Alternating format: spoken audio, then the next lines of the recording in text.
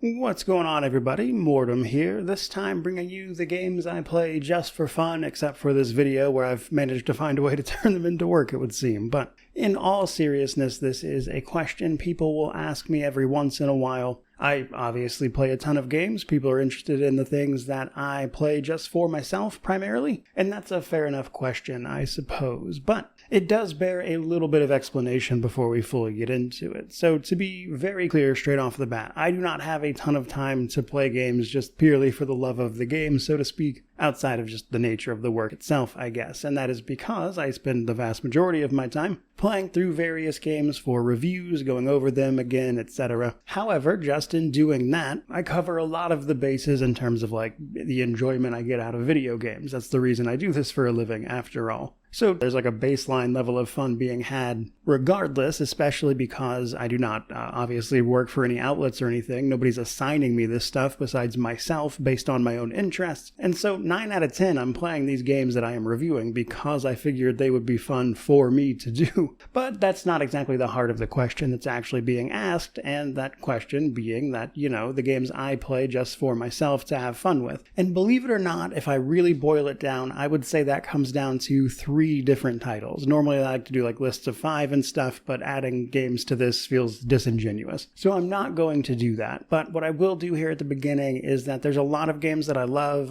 my favorite games, etc., that I am not playing a ton these days. Truth be told, I don't play a lot of Wrath of the Righteous at the moment, purely because I have covered it, I've made the content I wanted to make out of it, they stopped updating it, so there's not a reason to make more videos on it. And while I still love the game, of course, I simply have other things I have to get done, and Wrath of the Righteous is not an easy game to play casually, which goes for a lot of CRPGs. I think a game like Baldur's Gate 3 is ironically easier to play casually, so to speak, but just due to sheer time, I also don't really have time to play much more of that after having done what I wanted to do with it. And so when I'm reaching for games that I really enjoy and just want to play because I have a rare bit of time to myself, I'm basically looking for games that are easy enough to play in relatively short bursts, while they are also familiar enough to me that I am going to have fun for starters and kind of know what to do, and I can get my enjoyment out of them. And so in many ways, 2 of the 3 games I'm about to tell you about are kind of like the equivalent of those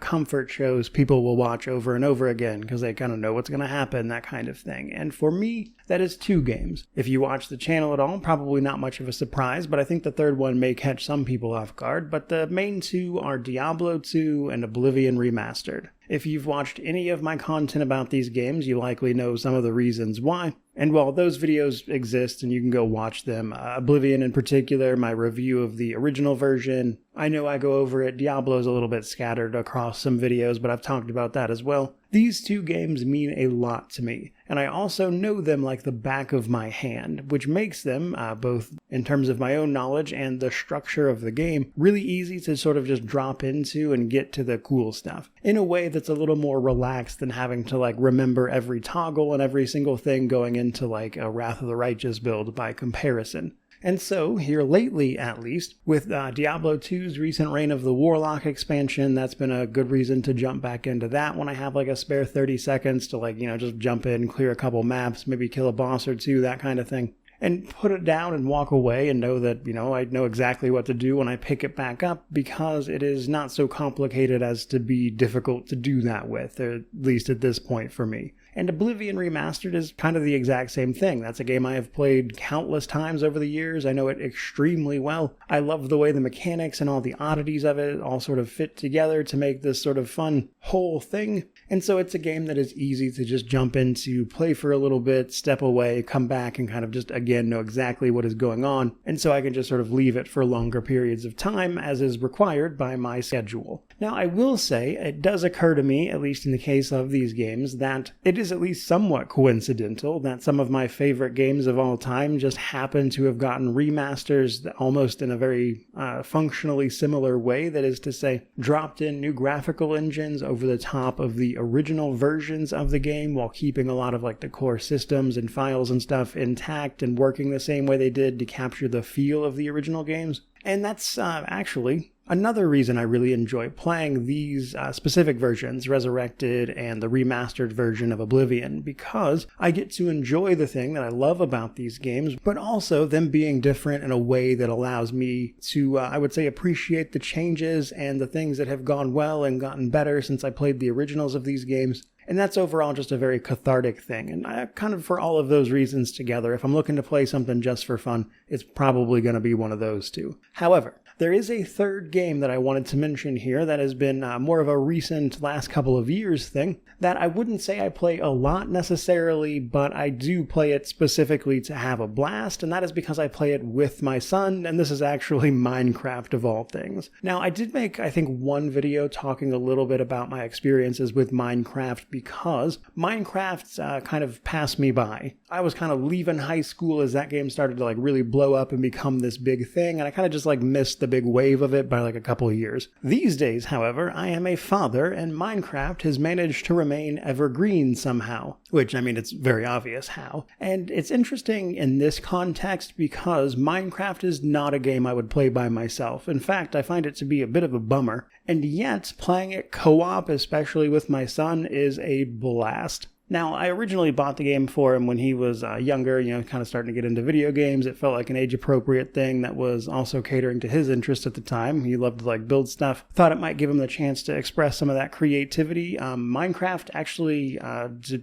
be real with you guys, was a really great motivator to get him to learn how to read when he was learning how to do that, as he was super interested in it. So, getting him to this is what this word means for this icon, that kind of thing, was just a really helpful thing on top of all the normal stuff you do. And I tell you all that because not only do I play Minecraft with my son for fun these days, but the way in which we approach it and play it has changed over the few years that we have been playing it together, so to speak. Now, lately, it's definitely on the just pure fun side because we usually do one of two things. Jump into a world and just kind of see how far we can get with the normal survival progression of things, which is usually not super far. He's usually only good for 30 minutes to 45 minutes, which is convenient timeline-wise, but we'll go do that, harass some villagers, the usual stuff. Now, another thing that we'll do is what he likes to call build challenges, which I assume he picked up somewhere from school probably. And what we'll do is we'll both set it in creative mode, and we'll give each other 15-20 minutes to build up fortifications or a base, something like that. And then once our arbitrary time limit is over, we'll do one of two things depending on the nature of the challenge typically, and the challenge is usually to either kill the other person or raid their base, and we'll take turns seeing who can be successful doing that after setting up traps and stuff. And then the other thing we'll do sometimes is simply,